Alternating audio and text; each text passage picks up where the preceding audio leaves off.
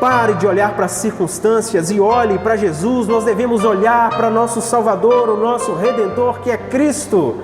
Ele que é o alfa e o ômega, Ele que é o princípio e o fim. Graça e paz, querido irmão, querida irmã. Essa é uma mensagem gravada em um dos cultos aqui na igreja. Eu espero que ela abençoe a sua vida. Não consegui gravar o vídeo, mas gravei apenas o áudio. Eu acredito que dá para você ouvir e dá para edificar a sua vida. Eu espero que abençoe a sua vida tremendamente, tá bom? Se você ainda não é inscrito no canal, se inscreva aqui no canal, deixe também o seu comentário, compartilhe esse vídeo, porque certamente abençoe muito o canal e abençoa também quem recebe através do seu compartilhamento. Fique então com essa mensagem. Deus te abençoe. Carta aos Hebreus, capítulo 12. Diz a palavra do Senhor: portanto, também nós, uma vez que estamos rodeados por tão grande nuvem de testemunhas, livremo-nos de tudo o que nos atrapalha e do pecado que nos envolve e corramos com perseverança a corrida que nos é proposta, tendo os olhos fitos em Jesus, autor e consumador da nossa fé.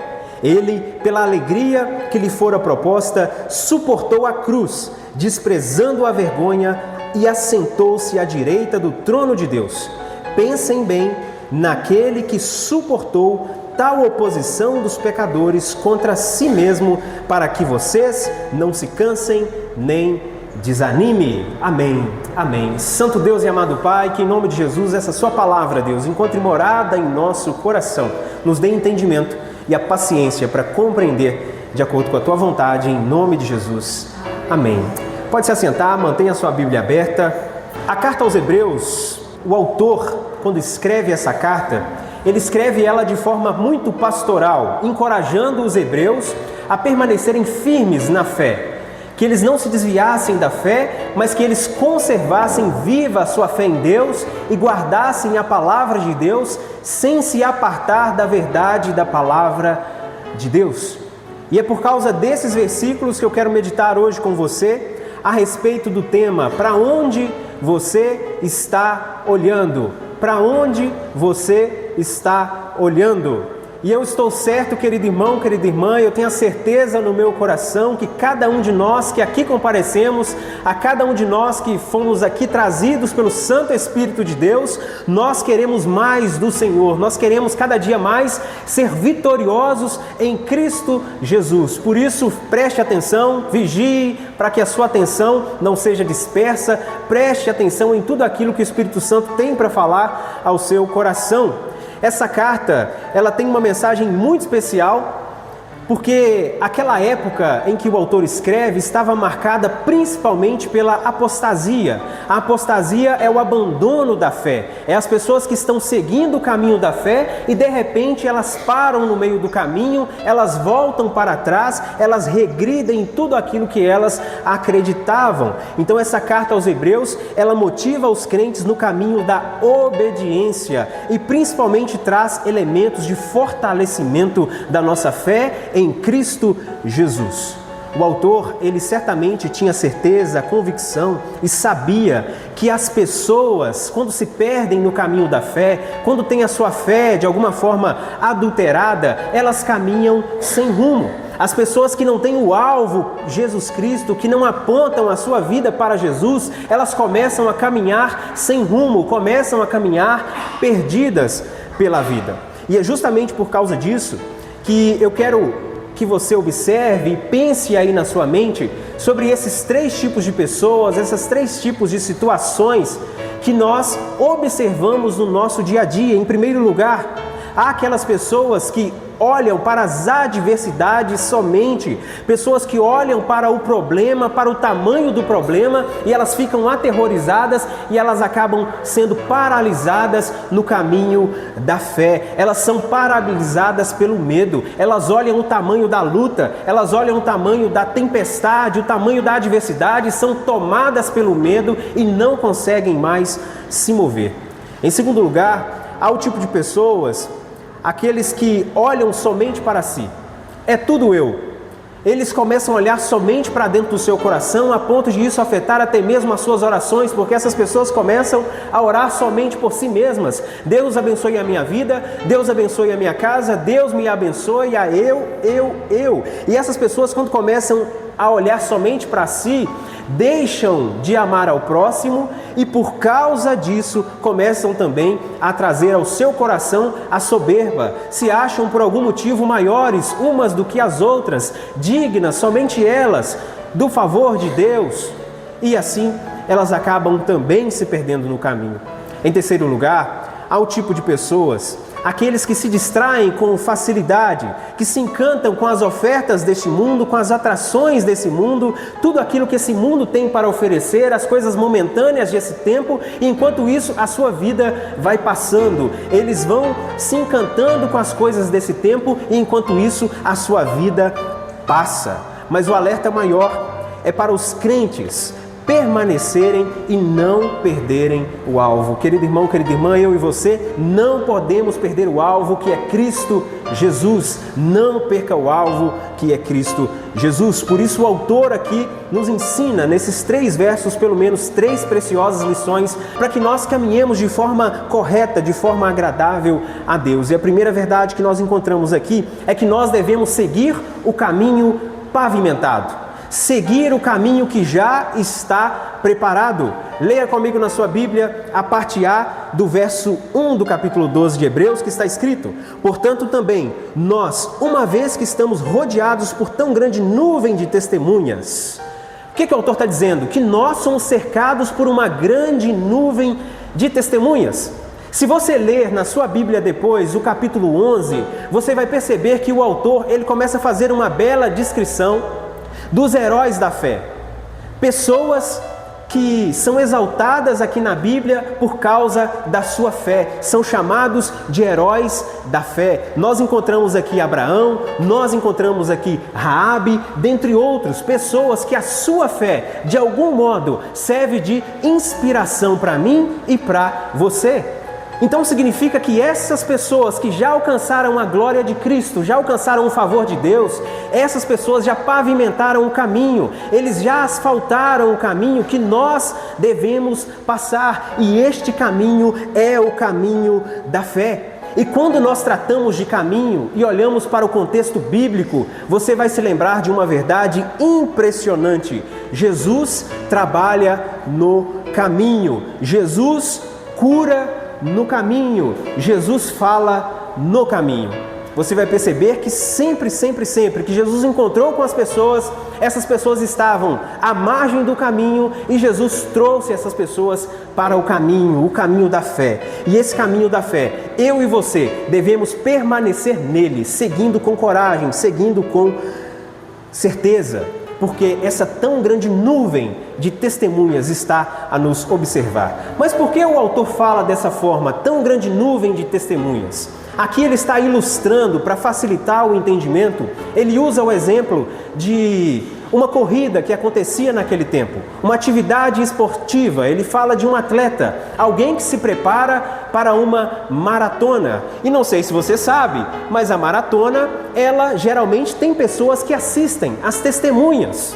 Mas uma maratona também, ela tem início, ela tem um ponto de partida. E a maratona tem um caminho a ser seguido, um caminho a ser obedecido. E a maratona também tem um alvo, ela tem um troféu, ela tem um prêmio de vitória. É esse exemplo aqui que o autor está usando para esclarecer a nossa mente. Eu queria que você guardasse na sua cabeça esse exemplo de alguém que está se preparando para uma corrida, alguém que está no ponto de largada, pronto para correr uma corrida e chegar vitoriosamente até o final. Então a primeira verdade que nós aprendemos é que nós devemos seguir o caminho pavimentado. Não podemos seguir outros caminhos, há somente um caminho. As várias religiões dizem que existem vários caminhos que levam a Deus. Uma grande mentira. Apenas um caminho leva ao Senhor. Jesus Cristo disse: eu sou o caminho, a verdade e a vida. Ninguém vem ao Pai a não ser por mim. A segunda verdade que nós aprendemos aqui é a seguinte: deixar o que nos atrapalha de avançar. Para uma boa corrida vitoriosa, para nós alcançarmos o prêmio o troféu tão esperado, a nossa vitória, nós precisamos deixar aquilo que nos atrapalha de avançar. E preste atenção comigo na sua Bíblia, o verso 1 do capítulo 12 ainda, só que agora a parte B. Livremo-nos de tudo o que nos atrapalha e do pecado que nos envolve e corramos com perseverança a corrida que nos é proposta. Interessante ele falar dessa forma. Pense de novo lá no corredor. Você já imaginou um corredor que não se prepara para uma corrida?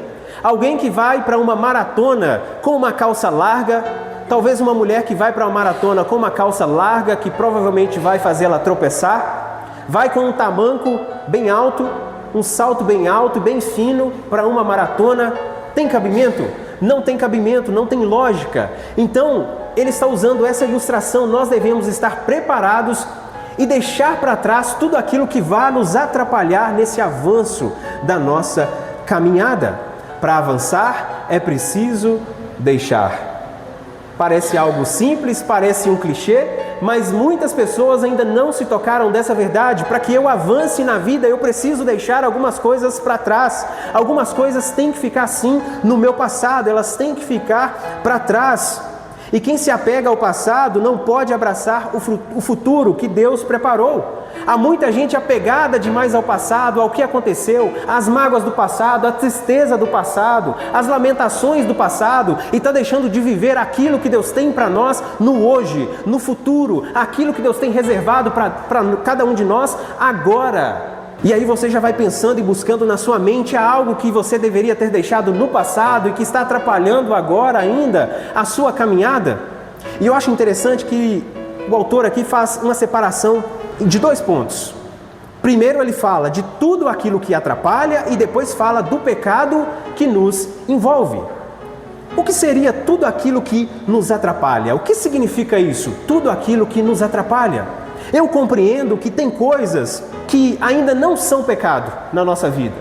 Tem coisas que ainda não são pecado, mas essas coisas podem se tornar pecado e essas coisas já atrapalham a nossa vida. Há coisas que não são ilícitas, mas elas de alguma forma não convêm na caminhada cristã. Nós devemos nos dispersar dessas coisas.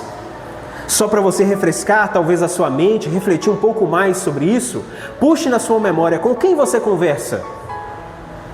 Que tipo de assunto você tem com essas pessoas que você conversa? Quem você segue hoje num tempo de redes sociais? Quem é que te inspira? Quem é o modelo de comportamento para a sua vida? Quem é que tem te inspirado? Mais te ajuda ou mais te atrapalha? Talvez não seja pecado, mas pode ser que te atrapalhe. A quem você assiste? No seu tempo de horas vagas, o que você assiste? Que tipo de conteúdo está na sua tela? Está diante dos seus olhos? O que você lê? O que você assiste? Talvez não seja pecado, mas atrapalha a sua caminhada, atrapalha o seu avanço. Porque nesse tempo você poderia estar aproveitando melhor esse tempo para abençoar a vida de alguém, para você orar por alguém, para você falar do reino de Deus, para você aprender mais de Deus. Como você passa o seu tempo? Então ele recomenda: desapegue de tudo aquilo que te atrapalha. O que é que te atrapalha nesse avanço da caminhada da fé, nesse avanço da caminhada cristã? O que te atrapalha? Abandone essas coisas. Em segundo lugar, ele fala do pecado que nos envolve. Interessante que ele fala do pecado, não só cita o pecado, mas ele diz que o pecado nos envolve. Muitos não estão vivendo as maravilhas de Deus por causa do apego ao pecado. O seu pecado é problema de todo mundo, sim. Quanto ao pecado, não existe essa frase que está aí no mundo, à torta e à direita: minha vida, minhas regras. Quando nos tornamos cristãos, o nosso pecado importa muito. O meu pecado, ele não fere somente a mim. O meu pecado não diz respeito somente a mim. O meu pecado, ele diz respeito a toda uma comunidade. Porque o meu pecado, ele afeta a minha família. O meu pecado, ele afeta a minha igreja. O meu pecado, ele impede, atrapalha o avanço da obra de Deus. Quer um exemplo bíblico? Vou citar só um dentre vários que nós encontramos na Bíblia. Lembra de Acã? Acã, lá no deserto, na verdade já sob a direção de Josué, e ele então eles vão para a guerra, vencem uma guerra, e quando retornam, havia uma clara orientação de Deus de que eles não trouxessem, não guardassem os espólios de guerra. E o que esse homem faz? Esconde na sua tenda, debaixo do tapete, os espólios. E ali ele deixa essas coisas escondidas. E de repente começa a acontecer algumas coisas estranhas no meio do povo. O povo parece que não está avançando, parece que o povo está preso, está seguro. O que está acontecendo? Quando então o Senhor revela aos líderes o que estava acontecendo, a resposta é pecado escondido. Pecado escondido no meio do povo. O pecado escondido, ele fere, ele atrapalha o meu desenvolvimento, ele atrapalha não só a mim, mas ele atrapalha também a toda a igreja, a todos aqueles que estão à minha volta. E eu quero citar aqui alguns pecados que impedem o nosso avanço e queria que você prestasse atenção. Primeiro, a incredulidade. Hebreus capítulo 11, verso 6 diz: sem fé é impossível agradar a Deus. Há pessoas que vivem num mar de incredulidade. Há pessoas que não acreditam que Deus realiza mais maravilhas nos dias de hoje. Pessoas que vivem como incrédulos. Oram, mas oram meio que por orar. Não acreditam mais que de fato Deus está fazendo. Há pessoas que comparecem ao templo, assim como nós aqui estamos, e essas pessoas talvez achem que Deus não está aqui, não sentem mais a presença de Deus, lhe falta fé. Hebreus capítulo 11, verso 6 é claro: sem fé é impossível agradar a Deus. A incredulidade é um pecado. Quanto a isso, nós devemos orar: Senhor Jesus, aumente a minha fé.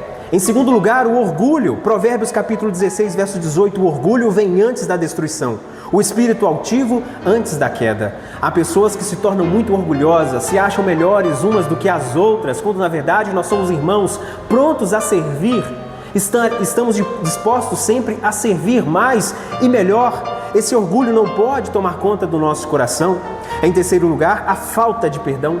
Mateus capítulo 6, verso 15 diz: mas se não perdoarem uns aos outros, o Pai Celestial não lhes perdoará as suas ofensas. O meu perdão para com o outro não é uma escolha no sentido meu de sentimento. Eu estou sentindo que vou perdoar fulano, ou estou sentindo que eu não posso perdoar fulano porque me fez muito mal, me magoou muito. Não. O perdão é um sinal de obediência. O perdão, ele é um ato de obediência. Todos nós devemos obedecer a chamada do perdão, porque do contrário, nós não teremos o pleno acesso à presença de Deus. Falta de perdão é pecado. Falta de perdão é pecado. Devemos nos desapegar da falta de perdão.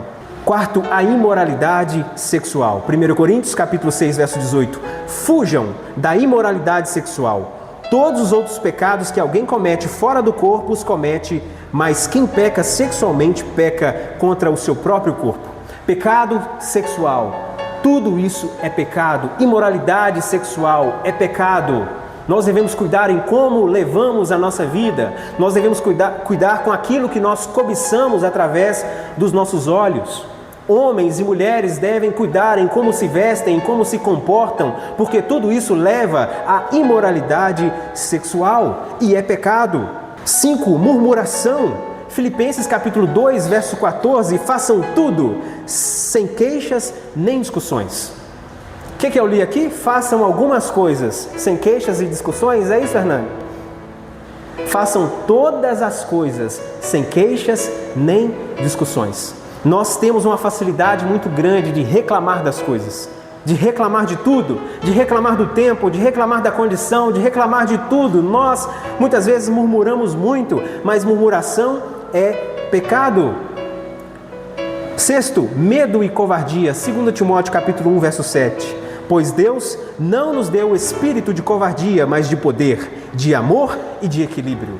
Nós devemos caminhar como quem não teme, porque o Espírito Santo está em nós. E quando o Espírito Santo está em nós, ele rompe com todo medo, ele expulsa com todo medo. E nós não devemos ser covardes.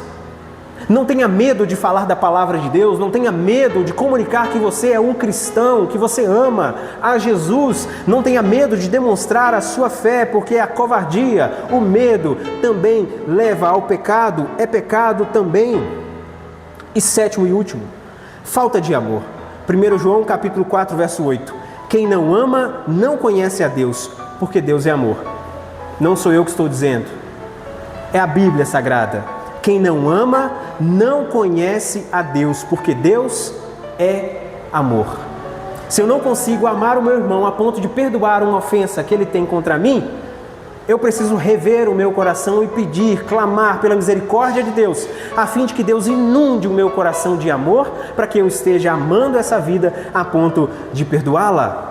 Então perceba, nós temos que nos desapegar para nós avançarmos. Devemos estar preparados para essa corrida. Imagine alguém correndo de calça comprida, num sol muito quente, correndo com um tamanquinho esmeralda, 10 centímetros, parecendo uma agulha. Como que essa pessoa vai correr? Não vai conseguir. Isso representa o pecado que deve ser tirado de nós para que nós avancemos na caminhada da fé. Nada contra o tamanco e o salto fino, tá bom? É só exemplo. Provérbios capítulo 28, verso 13, diz o seguinte: quem esconde os seus pecados não prospera, mas quem os confessa e os abandona encontra misericórdia. O caminho da restauração, o caminho de uma vida que avança, um caminho de alguém que se desapega do pecado, é primeiro a confissão do seu pecado. Abra o seu coração para Deus, se desapegue do pecado e avance em nome de Jesus. Agora nós vamos à terceira verdade. Se nós já aprendemos que nós devemos seguir o caminho pavimentado, nós devemos nos desapegar de tudo aquilo que nos atrapalha, agora vem a terceira verdade que nós aprendemos aqui nessa leitura de Hebreus capítulo 12, verso 1 a 3. Olhar para o alvo. Leia comigo o verso 2 e o verso 3, acompanhe na sua Bíblia. Tendo os olhos fitos ou fixos em Jesus, o autor e consumador da fé, ele, pela alegria que lhe fora proposta, suportou a cruz, desprezando a vergonha, e assentou-se à direita do trono de Deus. Pensem bem naquele que suportou tal oposição dos pecadores contra si mesmo, para que vocês não se cansem nem desanimem. Um bom atleta olha para o alvo, pensa na chegada, olha para o troféu. Um bom atleta motivado, um bom atleta comprometido com a sua corrida, ele não fica olhando para os lados, não fica se perdendo no meio do caminho, mas ele olha para o objetivo, ele pensa na sua chegada, ele pensa no seu resultado. Assim avança um bom atleta, e assim também devemos ser nós como atletas de Cristo, que buscamos a soberana e gloriosa redenção em Cristo Jesus, a plenitude da salvação, o abandono completo do pecado, a eternidade junto ao nosso Senhor. Em primeiro lugar, ele disse aqui no verso 3, pensem nele, pensem nele. Como nós nos perdemos em nosso pensamento, como é fácil nos perder nos nossos pensamentos. Chega a adversidade, chega a doença e nós logo começamos a pensar só na doença, só na circunstância. Ai meu pai, eu vou morrer. Ai meu pai, que situação difícil. Aparece uma crise financeira na família e de repente eu só penso agora nas contas. Eu só penso no tamanho das contas, esse gigante que cresce com os juros a cada dia mais. Aparece o problema de uma divisão, de uma briga dentro da família e de repente eu só penso nessa briga, eu só penso nessa confusão e isso começa a me consumir, trazer angústia, trazer sofrimento. Não pense nisso, a palavra diz, pensem nele. Pense em Cristo, pense em Jesus, ocupe a sua mente com Jesus, encha o seu coração mais e mais de Cristo Jesus. Em segundo lugar, ele diz, olhe para ele, o verso 2, tendo os olhos fixos em Jesus, o autor e consumador da fé. Querido irmão, querida irmã, precisamos olhar para Jesus. Pare de olhar para as circunstâncias e olhe para Jesus. Nós devemos olhar para nosso Salvador, o nosso Redentor, que é Cristo. Ele que é o alfa e o ômega, Ele que é o princípio e o fim, Ele que é o nosso Salvador, Ele que é o médico dos médicos, o Rei dos reis, o Senhor dos senhores, o Cordeiro de Deus, o bom pastor, a luz do mundo, o caminho, a verdade e a vida. Ele que é o leão da tribo de Judá, o príncipe da paz, o Emanuel, o pão da vida, a videira verdadeira, o justo juiz, o noivo da igreja, o Filho de Deus, o Senhor da glória, o maravilhoso conselheiro, o poderoso de Israel, o santo dos santos, o mestre dos mestres, o nome que está acima de todo nome, Jesus, é para Ele que nós devemos olhar, é para Ele que nós devemos olhar, é nele que nós devemos pensar, que seja Jesus ocupando a nossa mente, que seja Jesus preenchendo o nosso coração, a fim de que nós não tenhamos espaço para nenhuma amargura. Então, olhe para Jesus, e quando nós olhamos para Jesus, nós somos tomados dessa convicção, e eu tenho essa convicção no meu coração, que a nossa casa será liberta em nome de Jesus, a convicção de que a igreja é santificada em nome de Jesus, a convicção de que o pecado é quebrado em nome de Jesus, a certeza de que a fofoca acaba em nome de Jesus, a inveja acaba em nome de Jesus, o ciúme acaba em nome de Jesus, a divisão acaba em nome de Jesus, a depressão vai embora em nome de Jesus, a ansiedade desaparece também em nome de Jesus, os vícios são destruídos em nome de Jesus, a vitória vem em nome de Jesus. Louvado seja o nome do nosso Senhor e Salvador. Pense nele, tenha Ele no seu coração, que seja Ele quem te motive, que te impulsione a caminhar. Porque nós não caminhamos segundo o nosso próprio modo, nós não estamos numa corrida que é nossa, nós estamos numa tarefa, num caminho que é de Jesus. O alvo é Jesus, e é para lá que nós estamos caminhando, para a eternidade. Por isso, querido irmão, querida irmã, nós devemos compreender e lembrar que Jesus Cristo está voltando. Jesus está batendo as portas e nós, como igreja do Senhor, devemos estar preparados. Nós já sabemos que temos que olhar para Ele. Nós já observamos isso aqui, olhar para Jesus, pensar em Jesus. Mas nós precisamos de ainda algo mais. Praticar aquilo que Jesus nos pede.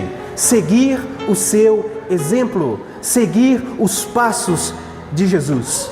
E eu deixo a pergunta: o que você precisa mudar? O que você precisa deixar para trás?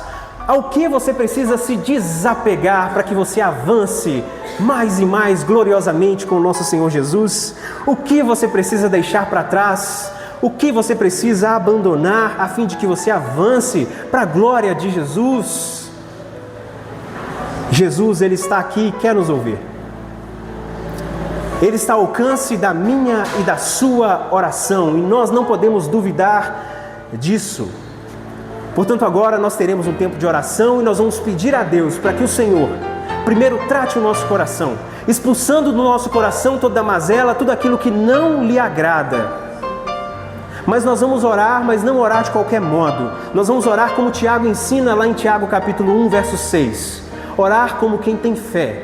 Orar como quem crê que Deus está ouvindo, porque Deus de fato está aqui. O Espírito Santo habita em mim, habita em você, e Ele se move no meio de nós, no seio da igreja, para romper com todo o pecado, para trazer liberdade aos cativos, para em nome de Jesus expulsar todo o mal, tirar todo o medo, em nome de Jesus. Portanto, feche os seus olhos, vamos orar ao Senhor. Entregue diante de Deus agora tudo aquilo que aflige o seu coração, tudo aquilo que oprime o seu coração, tudo aquilo que incomoda o seu coração, que está te impedindo de avançar em Cristo Jesus, que está te impedindo de caminhar em obediência a Jesus, que Jesus agora te dê a luz, que o Espírito Santo ilumine o seu coração e mostre aquilo que está impedindo você de caminhar com liberdade, aquilo que está prendendo você, que em nome de Jesus todas essas amarras sejam dispersas em nome de Jesus. Ore, mas ore com fé, porque Deus está nos ouvindo, Ele está aqui.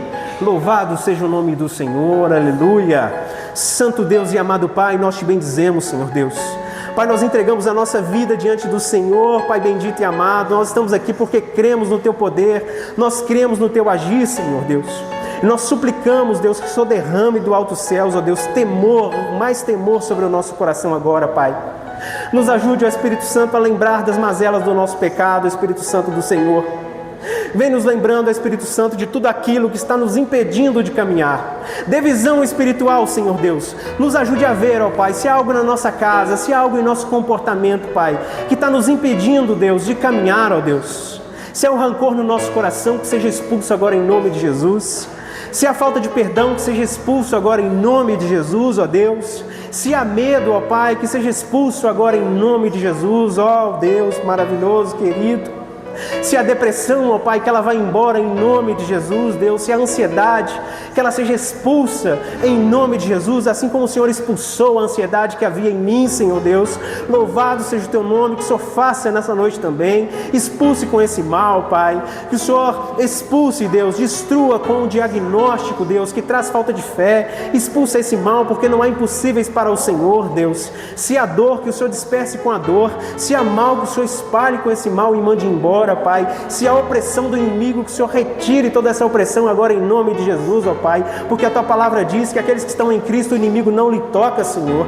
Que o Senhor nos enche agora, Pai, de ousadia, Senhor Deus, de coragem para avançar com temor e glória, Pai, para satisfazer a vontade do Senhor, Deus. Portanto, toma a nossa vida em Tuas mãos, Pai, por completo, Senhor Deus. Nós não queremos Te servir pela metade, nós queremos servir ao Senhor por inteiro, Pai. Portanto, age em nosso coração, age aqui no seio da Sua igreja, Pai, curando agora, Jesus, tratando agora, Jesus. Tira, Senhor Jesus, todo o medo, expulsa com todo o medo agora, Senhor Jesus. Tira todo o mal agora, Jesus. Acalma o coração, Senhor Jesus. Visita o nosso coração, Senhor Jesus. Tira todo o medo, tira todo o mal, tira todas as mazelas, Jesus. Santifica cada um de nós, ó Pai, para Te adorar em liberdade, Senhor.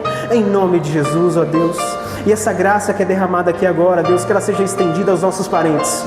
Que ela seja estendida agora, Pai, em nome de Jesus, não pela autoridade de um homem pecador que aqui está, mas pela autoridade que há no nome de Jesus, pela autoridade e poder do Santo Espírito de Deus. Vai alcançando agora, Pai, os nossos parentes, Senhor Deus. Alcança os nossos familiares, Senhor. Quebra com o vício, quebra com a maldição, Jesus. Alcance, Senhor Deus, os nossos irmãos e irmãs que estão fracos na fé, Pai. Fortalece agora, Deus, em nome de Jesus. Expulsa todo o mal, manda todo o medo embora, Deus, em nome de Jesus, ó Deus, porque nós declaramos que essa cidade pertence ao Senhor Jesus. A nossa vida é do Senhor, ó Deus, portanto, use-nos como quiser e faça, Senhor Deus, a fim de que o Teu nome seja glorificado e louvado no meio de nós, Pai. Assim nós oramos e agradecemos em nome de Jesus.